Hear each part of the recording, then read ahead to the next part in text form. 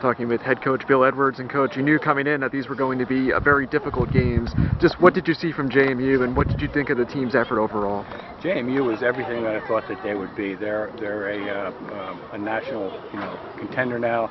They play the game the way it needs to be played. They're an outstanding softball team that is doing a lot of little things very, very well right now. And we were right there in both games, and both games really came down to one play or one pitch, which really turned the tide.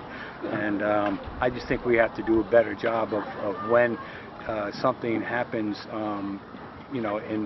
in the adversity department, where in the first inning one play sort of dictated the whole game for us, and then we didn't score until late in the game. In the second game, it was one play again that sort of turned the tide, and then we didn't respond, compete, and get back into the ball game.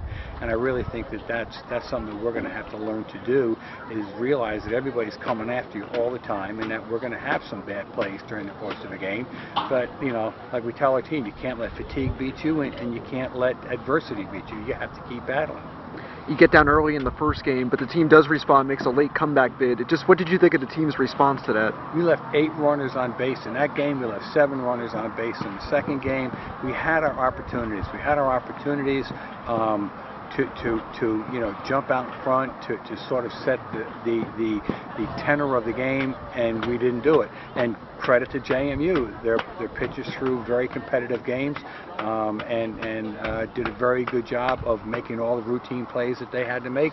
We blew 2 routine plays today, and it cost us both games. Morgan throws up a couple of zeros after that start, gives you guys a chance to come back. Just what did you think of her effort in responding to that? Once we got past that first inning, I thought Morgan threw a great game. I thought she was a little tight to start off with, but then I think she got into the flow, got into the rhythm of it, and then really threw a great game. And then we had our opportunities through the game, and didn't help her out, to come back early. Somebody gets 4 runs on you in the first inning, you have a lot of book to get those runs back, and we just didn't get them back for her.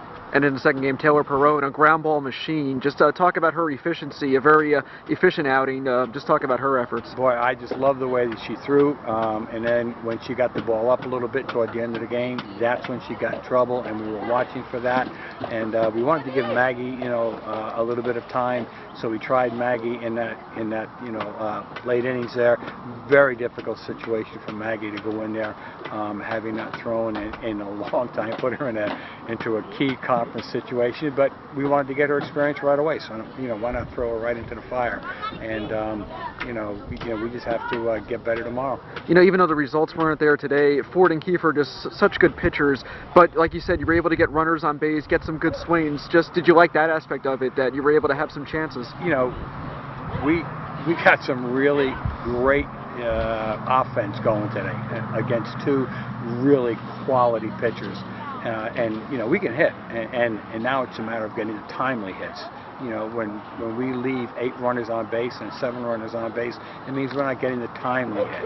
And I think that's everything with our game, is when do you get your hits, when do you make the errors. I mean, we could have made an error, by our third baseman in the first inning with nobody on it, and it wouldn't have been a big deal. Unfortunately, it was when that error was made. So timing is everything. But I just think that what we have to do is compete when adversity hits.